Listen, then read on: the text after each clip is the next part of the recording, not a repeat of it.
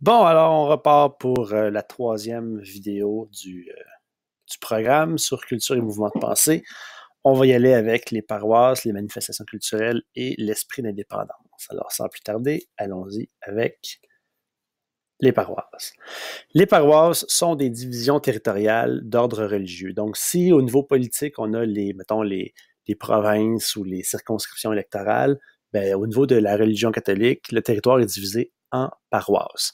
Chaque paroisse possède son lieu de culte, son église et son membre du clergé qui est en charge de l'administration. Celui-là, on l'appelle le curé. C'est l'élément de base, c'est le soldat en bas de l'échelle. Les paroisses permettent à l'Église d'avoir une très grande influence dans la vie des habitants de la Nouvelle-France parce qu'ils sont en contact direct, les curés, avec la population. Donc, ils savent, par exemple, là, qui a combien d'enfants, qui ça fait combien de temps qu'ils sont mariés, est-ce qu'ils ont autant d'enfants qu'ils devraient en avoir, est-ce qu'ils empêchent la famille, ces gens-là. L'Église a son nez placé dans toutes les sphères de la société et dans la vie des gens de façon assez importante. Au cœur de la paroisse, donc, il y a le curé. C'est lui qui est l'administrateur de son petit coin de pays. Il voit à ce que la religion soit respectée en tout point. Parce que la religion catholique, ben, il y a des petites affaires qu'il faut que tu fasses à certains moments, puis des affaires qu'il ne faut pas que tu fasses à d'autres moments. Et entre autres, fréquenter l'Église, aller à la messe, c'est comme un peu une obligation. Fait que le curé, lui, doit tenir le registre paroissial. C'est pas juste les mariages, les décès, puis les baptêmes, c'est aussi qui vient à la messe et qui a reçu la communion et à quel moment. La communion, c'est le moment, pour ceux qui sont jamais allés ou qui, ça fait longtemps qu'ils sont allés, c'est le moment pendant la messe où est-ce que les gens vont voir le curé pour recevoir le corps du Christ, donc l'hostie. Et ça, c'est une obligation on doit recevoir la communion au moins une fois par année. Au moins une fois par année. Qu'est-ce qui arrive si on ne respecte pas cette obligation-là, mettons, une fois par année, aller à la communion? Ben, l'évêque, qui est comme le chef des curés, lui, c'est pas compliqué, il a dit au curé, si ces personnes-là ne vont pas à la communion, vous ne pouvez pas leur donner l'absolution. Alors là, l'absolution, encore une fois, hein, on est dans les rites religieux, l'absolution, c'est le pardon des péchés. Donc, à certaines messes spéciales, tu as l'occasion d'aller te confesser, dire qu'est-ce que tu as fait de pas correct aux yeux de la religion, et le curé, il est là pour t'écouter, et à la fin, il te dit Ego te absolvo, donc je t'absous de tous tes péchés, je te pardonne. Tu es pardonné. Peu importe ce que tu as fait, tu es pardonné aux yeux de Dieu. Fait que ça allège l'âme et c'est très agréable. Fait que s'ils vont pas à la communion, ils peuvent pas se faire confesser et être absous. Donc, par sa proximité auprès des habitants, le curé intervient dans les domaines les plus intimes, je l'ai dit déjà, c'est une répétition.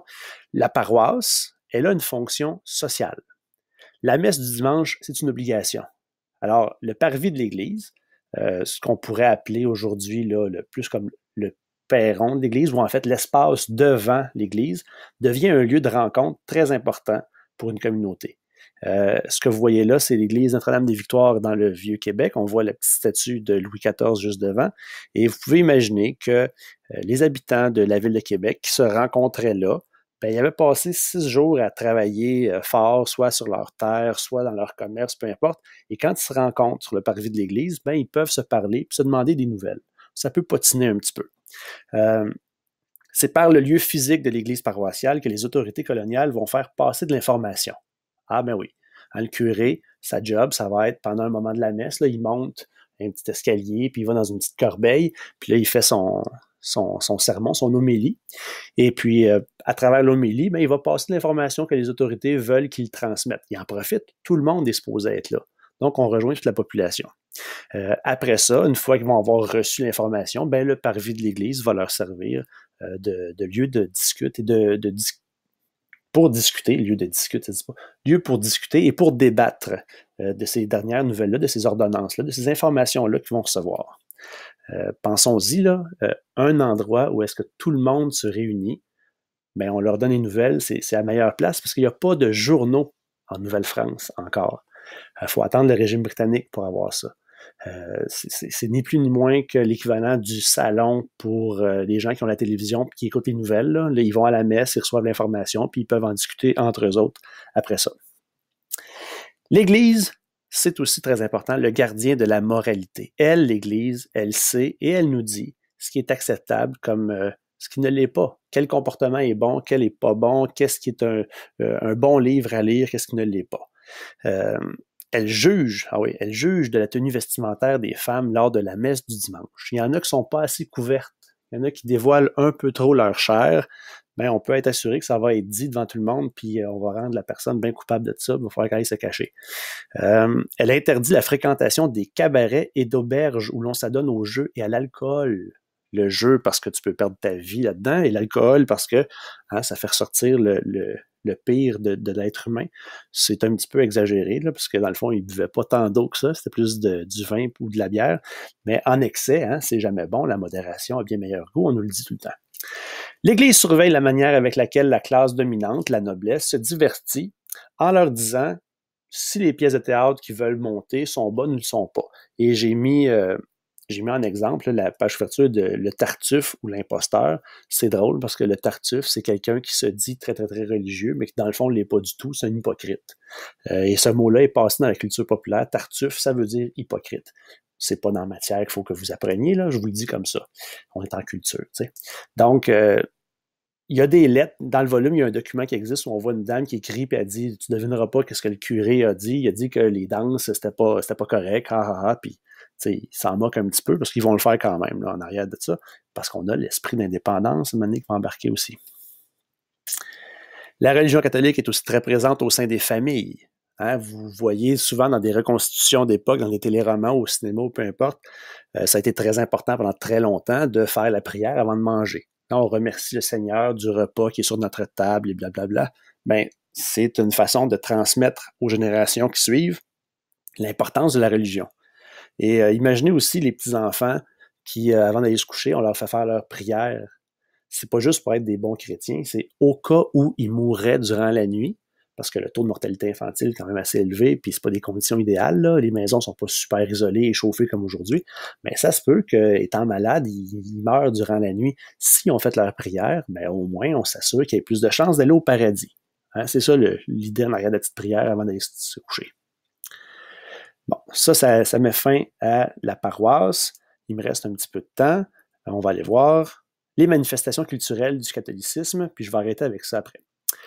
La religion catholique a laissé des traces tangibles, donc on voit encore aujourd'hui de son influence dans les arts et dans la culture. Les missionnaires, donc, ont laissé des écrits. Les missionnaires sont venus voir les Autochtones, ils ont écrit qu'est-ce qu'ils ont vu, qu'est-ce qu'ils ont vécu, qu'est-ce qu'ils ont fait. Et ces écrits-là, on les appelle les relations des Jésuites, les relations des Récollets, relations comme dans relater, raconter les histoires. L'évêque de Québec, lui, il va faire rédiger, ça c'est un exemple de comment est-ce que le catholicisme s'implante dans la culture, il va faire rédiger un catéchisme pour sa paroisse. Et ça, ce premier catéchisme-là, ben, c'est le premier, mais il va en avoir plein d'autres, jusque presque à aujourd'hui. Si vous demandez à vos grands-parents, sûrement qu'ils en connaissent des petits bouts du petit catéchisme qu'ils ont appris quand ils étaient petits.